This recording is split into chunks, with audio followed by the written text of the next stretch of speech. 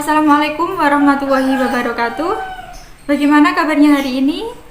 Saya harap semua dalam keadaan sehat walafiat ya. Tetap menjaga kesehatan di masa pandemi seperti ini.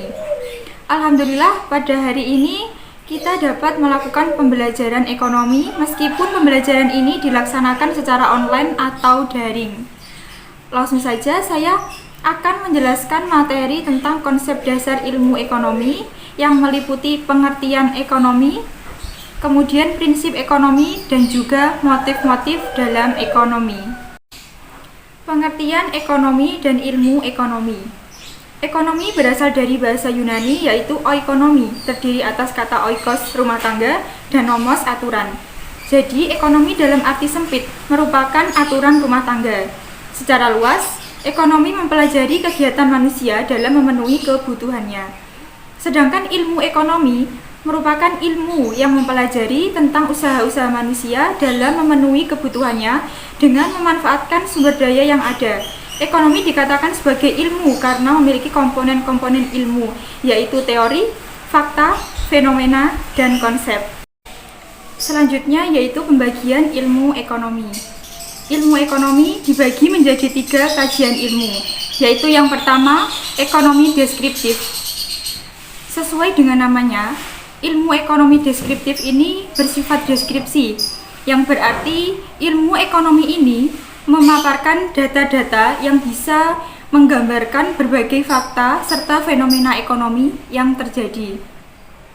Dengan ilmu ekonomi deskriptif ini, maka bisa lebih dalam ketika mengkaji atau menganalisis gambaran, kondisi, dan fakta-fakta apa saja yang sebenarnya terjadi di dalam suatu kegiatan atau lingkup perekonomian.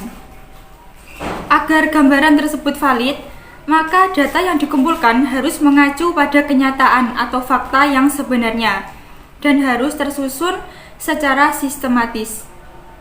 Data yang terkumpul juga bervariatif, bisa angka, grafik, kurva, atau bentuk penyajian lainnya. Di Indonesia, ilmu ekonomi deskriptif ini digunakan oleh BPS, Badan Pusat Statistik, untuk memberikan gambaran mengenai kondisi ekonomi Indonesia baik secara makro maupun mikro. Penerapan ilmu ekonomi ini juga digunakan ketika membedah krisis moneter yang terjadi di Indonesia tahun 1998 lalu. Yang kedua yaitu ekonomi teori. Ekonomi teori ini merupakan kumpulan asas atau hukum ekonomi yang digunakan sebagai dasar untuk melaksanakan kebijakan ekonomi atau bagian dari ilmu ekonomi yang bertugas menerapkan hubungan antara peristiwa-peristiwa ekonomi dan merumuskan hubungan-hubungan tersebut dalam suatu hukum atau teori ekonomi. Ekonomi teori ini terbagi menjadi 2, yaitu ekonomi mikro dan makro. Ekonomi mikro merupakan ilmu ekonomi yang menganalisis bagian-bagian kecil dari keseluruhan kegiatan perekonomian dalam lingkup kecil. Contohnya perilaku konsumen atau produsen, permintaan, penawaran, biaya produksi, dan lain-lain.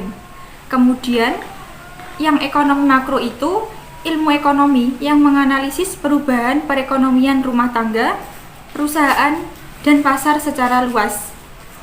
Contohnya pendapatan nasional, laju inflasi, pengangguran, kebijakan moneter.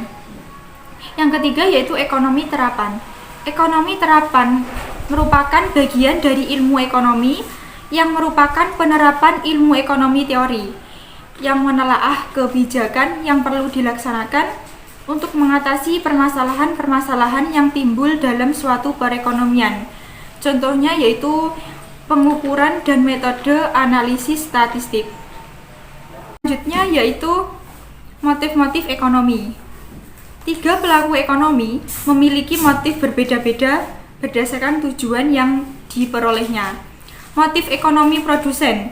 Dalam melakukan tindakan ekonomi, tujuan utama produsen adalah memperoleh keuntungan sebesar-besarnya, kemudian mencari kekuasaan ekonomi, menunjukkan eksistensinya di lingkungan sosial, serta membantu sesama melalui kegiatan sosial, dan juga memperoleh keadaan.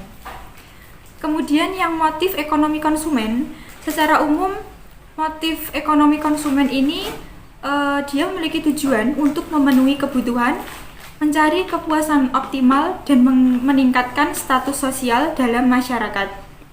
Sedangkan motif ekonomi distributor, distributor sendiri merupakan orang atau perusahaan yang menyalurkan barang dan jasa dari produsen kepada konsumen.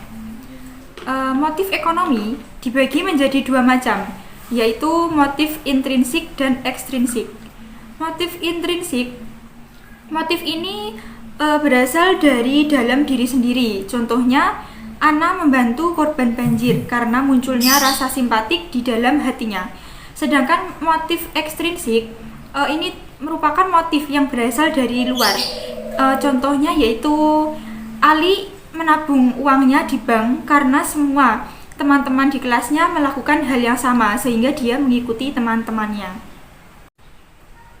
Mungkin itu materi pembelajaran ekonomi pada hari ini yang dapat saya sampaikan. Apabila dalam penyampaian saya kurang jelas atau kurang bisa dimengerti, saya mohon maaf. Sampai bertemu kembali di pembelajaran selanjutnya. Wassalamualaikum warahmatullahi wabarakatuh.